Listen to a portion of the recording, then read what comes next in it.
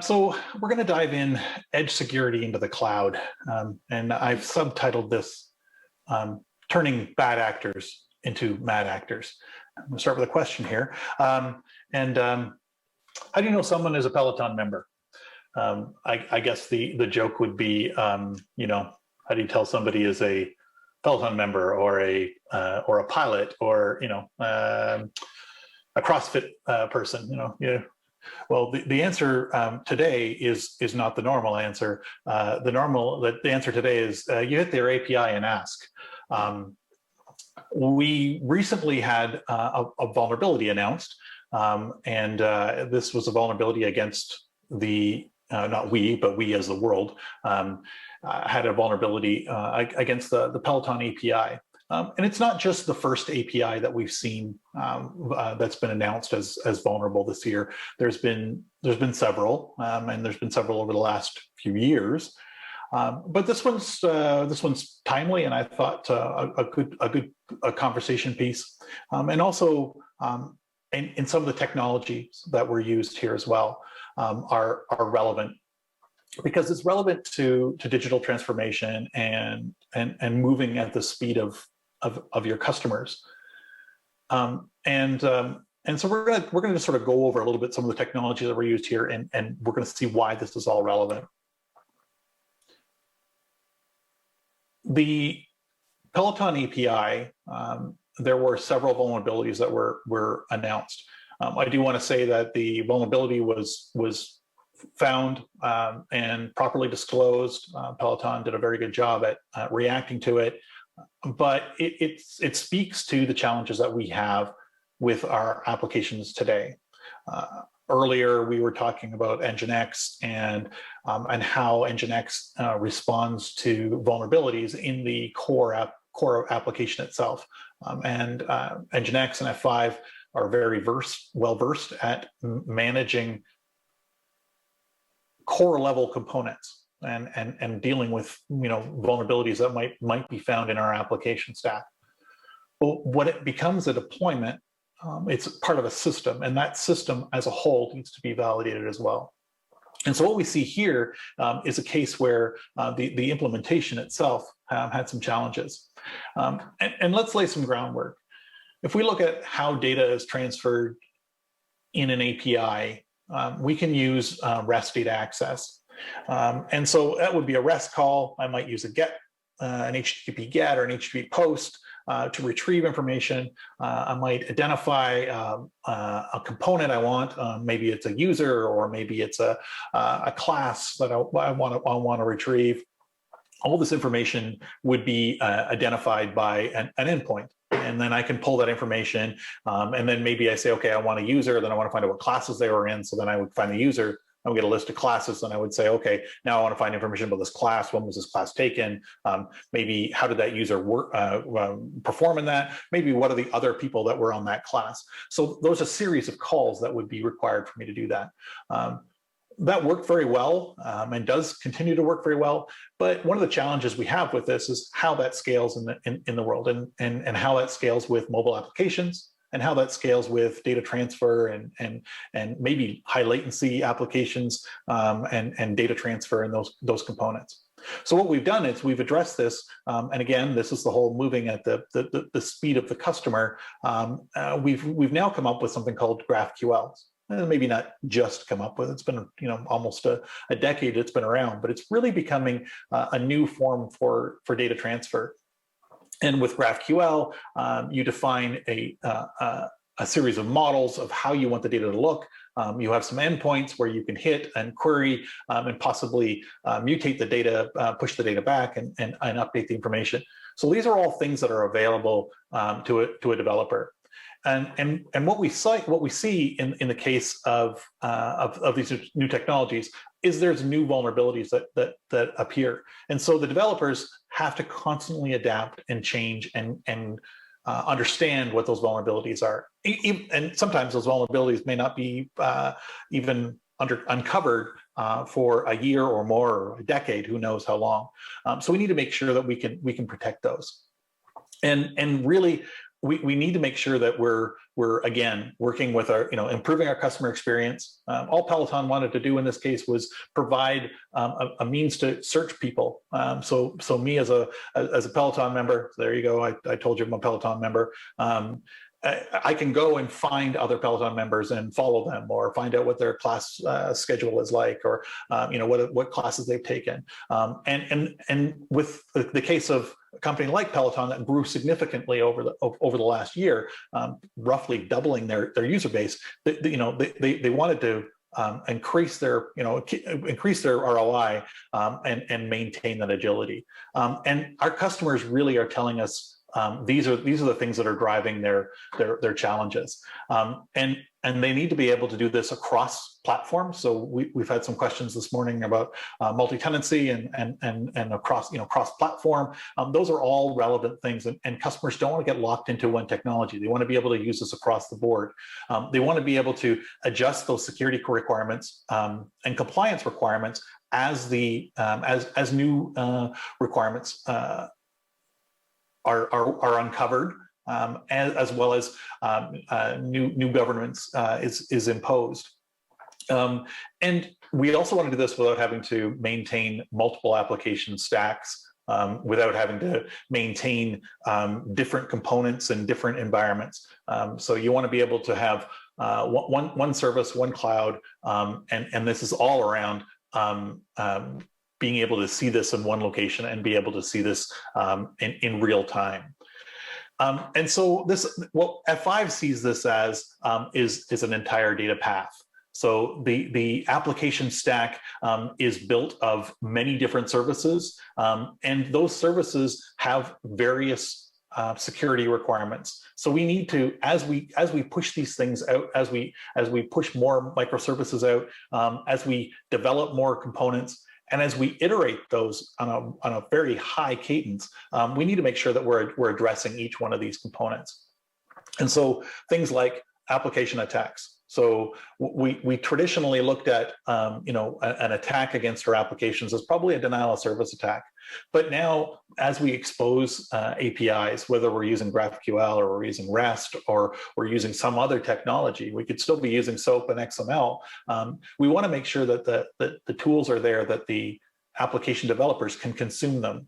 But we also don't want them to be to the point where the bad actors can also consume them. We want to be able to put the checks and balances in there. Again, making sure that the developers can push the applications at a high cadence is very important, but reducing the ability for an attacker to be able to go and inspect your API or make calls to your API unauthenticated. Those are all things we need to make sure that we're addressing. We don't all have to worry about the advanced persistent threats, the state actors, but we do have to worry about how our data is being used.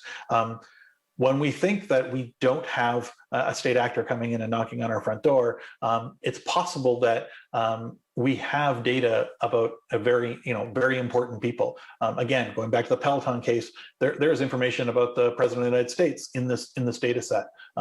So how is that data being protected, and how are other actors going to come in and pull that information out? So you may think, I'm just a bike company. I'm just a company providing an outlet during the pandemic. But there is very important data that's being stored and needs to be protected. And so all these things sort of come together, and we need to make sure that the applications that we have the different components to protect them. So we need tools like a web app firewall. So earlier Zubin was talking about the ability to provide an application stack and provide protection across that. That removes some of the burden of protecting the application from the application developers. Every application developer wants to make an application as secure as they possibly can, given the criteria that they have to deliver an application on time and at a ridiculous speed, then also maintain it. Those are all things that need to be balanced. So if we can remove some of the burden by providing a web app firewall in front of that's going to mitigate some attacks, that's going to make life easier. The other challenge that we have, and this is a significant challenge with applications at the edge, is around authentication and authorization. The application access itself, typically, it's kind of scary at how easy sometimes it is to circumvent the authentication.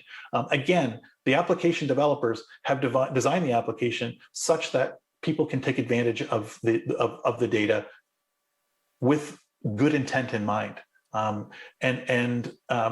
Once people decide they don't have good intent, it's very easy to turn this around. So we saw earlier this year with John Deere, where data was being accessed for tractors and applications there, where again.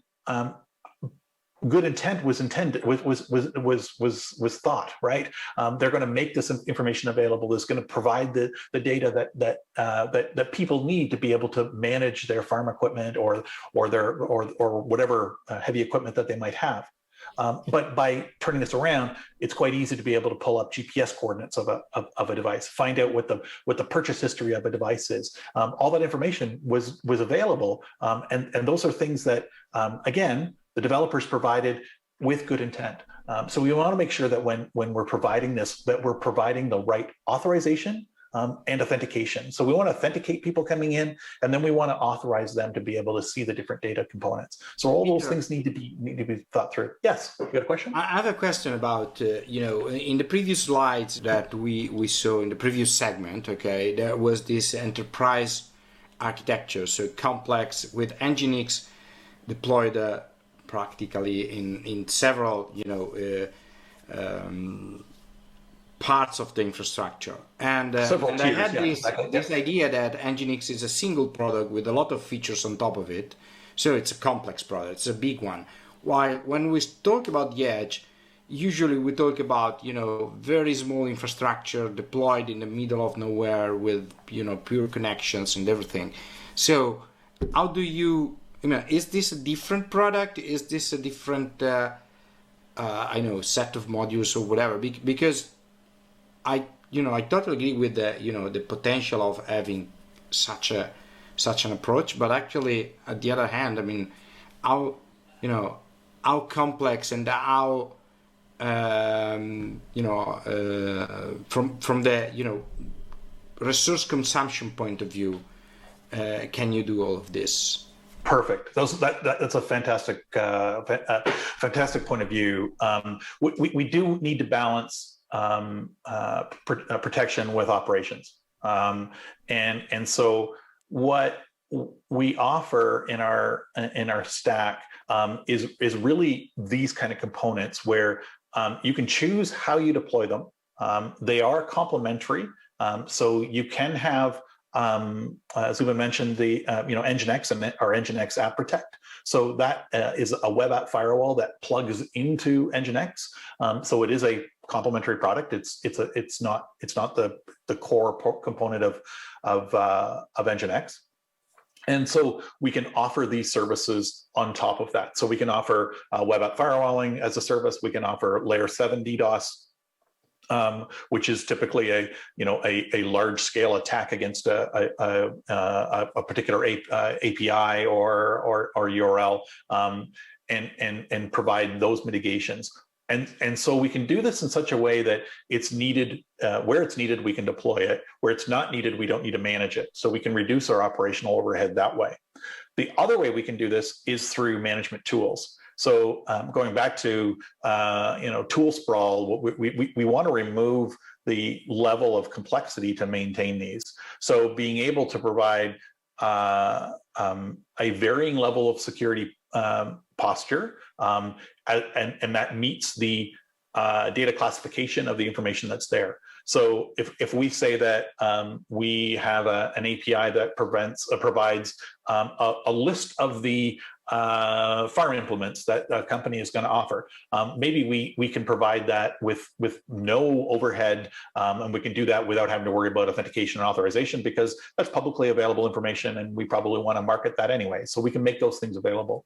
And then where we need to, at a more granular level, and this is one of the things that maybe Zubin's presentation was showing, is the different tiers. Maybe at different endpoints, we can have different levels of protection.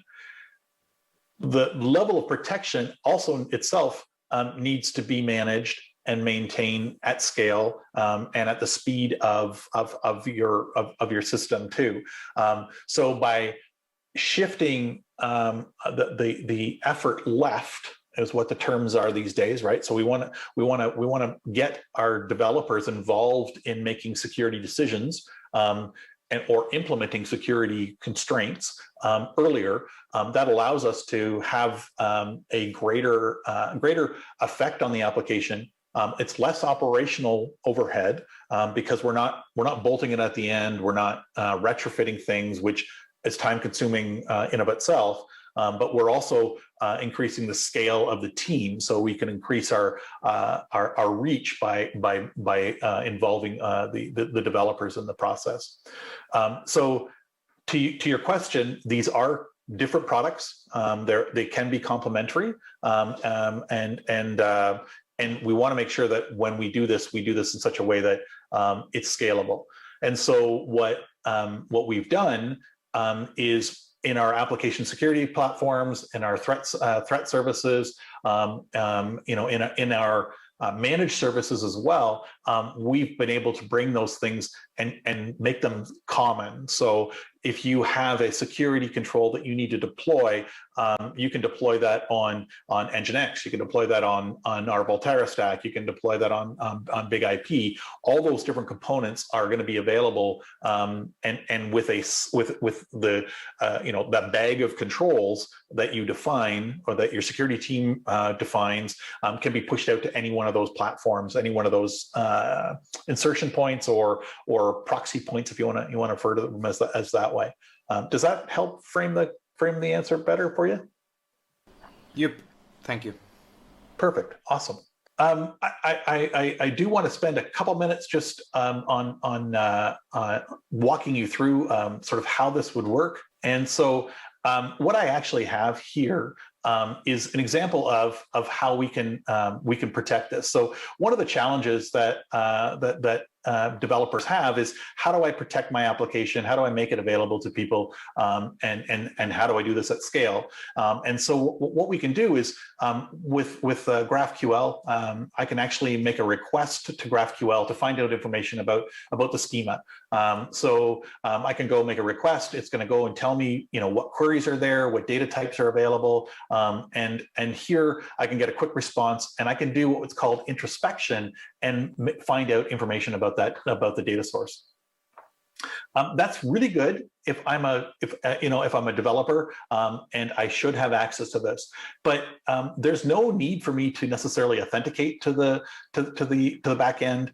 There's no need for me to be authorized to access this. Quite often, when somebody implements a GraphQL interface, introspection is enabled by default. Now, what we saw in some of the recent vulnerabilities is that actually these were turned off at some of the higher levels, but some of the back-end systems, some of the lower level components, again, going back into that diagram where we start to move our way back into the food chain, those components still had introspector turned on. So you can actually go and still find out what data there is. The system again assumes good intent, and if you try to send a query and you put a wrong parameter, the system can reply back to you saying, "Wait, you said ID. Did you mean identifier?" And it'll actually respond back with things that it tries to help you. Again, thinking in positive world and thinking in good intent. But we want to be able to turn this off. So what we can do, again, to your question about operational and being able to do this with its scale, is maybe I want to turn on a security policy automatically. And so what I can do here is actually make another API call back to my back end. And so now if I want to fire this request, now I actually have updated my security policy and applied it to the virtual to the endpoint that we have in line. And so now if I go back to my introspection, we're now applying some security policies. Again, the developers don't need to worry about this.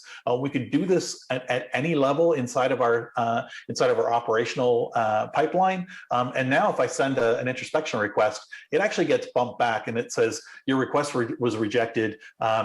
Please contact your administrator. So now we're protecting it without having to put a whole bunch of different systems in place, without the developer having to make a lot of changes, as well as helping us get those different endpoints to market as quickly as we possibly can. And we might be iterating these endpoints, on a multiple times a day, several times a week, whatever the agility level of our organization is. So we can actually protect ourselves and do this at scale. And so what we want to be able to do is sort of pull all these things together so that we're actually providing security at the edge, and we're doing it in such a way that the applications that can be maintained, and we can do this at the speed of the business. Any more questions? Anybody have anything they'd like to ask? One question I do have do you have a comparison between the enterprise offerings and the open source offerings? So one like me can really look what is included in the enterprise version and what do I get for free where I just put in my own time, or is that coming up? We do have very detailed, comparisons of our product portfolio. What is open source? What's enterprise focused, and the differences between all that. But that's a different session, and that probably will take a little bit longer to go over. I guess, Peter, one question. You showed the API to disable introspection. That's sort of, and you mentioned that it was applicable to both NGINX and some of your other products as well at the edge. I think Volterra and Shape were the other two. Are these other solutions, the distributed denial of service, L7, and some of the other, enabling maybe authentication and that sort of stuff, are those sorts of things that you can enable at one place and apply to the whole application infrastructure? So there are components that we can that we have that address all of those, Ray. We certainly have ones where we can turn on authentication and authorization at a control point. So Big IP offers that. Volterra offers that. Shape provides management for authentication and understanding what the intent of the user is. It's sort of targeted towards necessarily sort of the fraud space, but by understanding if that is a interactive user or a bot or some sort of malicious user as well. It could be an interactive user that's with malintent. Those are things that Shape can provide protection against. We also can provide that back as information for other systems to react to. So we have what we call the integrated bot defense. So with integrated bot defense, the Shape telemetry, as we call it, would be sent back to the control point, which can be a Big IP and will soon be NGINX as well. And then we can use that as a method to send a blocking page like I showed where that your request has been rejected. Yeah. So you mentioned so NGINX, Big IP, Volterra, and Shape. I mean, I'm trying to understand where the boundaries are between these products, I guess. The boundaries blur, and you're right in bringing that point forward. It isn't a one-stop shop for anything. When a customer has a security requirement for an application, that data classification, the application stack, all of those things can lead you to require one of the security components that F5 has. In another application stack, it can mean something very different. In some cases, it could be complementary. So in Zubin's diagram, we had the big IP sitting as a front end gateway, and then we had various endpoints with different, NGINX App Protect components. So we'd have NGINX running maybe in container or as an ingress component, and then with App Protect protecting the application at a more granular level. So we might be doing authorization and authentication at the front end with a big IP. We might include coarse grain protection for some, cross-site scripting and SQL injection at that level. If we are doing, some sort of web app firewall at that level, and then at the individual API level, we might be providing more granular, maybe Swagger-based protection, or maybe the GraphQL, various introspection, allowing certain level of queries or certain query types to be exposed by those different components, or even adding, one of the advantages that NGINX has is also gRPC. So maybe there's some inter-process communication that we want to protect, and so we can provide gRPC protection as well. And one of the challenges with gRPC is it's a binary protocol, and lots can be hidden inside of that. So we can decompose that binary protocol, layer on top NGINX App Protect to protect that, validate those requests, and then drop them or send them along as needed. So it is a very blended conversation that we have, and it's on a case-by-case basis. It's not necessarily even at an application stack. It could be at there could be the right answer could be 3 different things inside of a single application stack.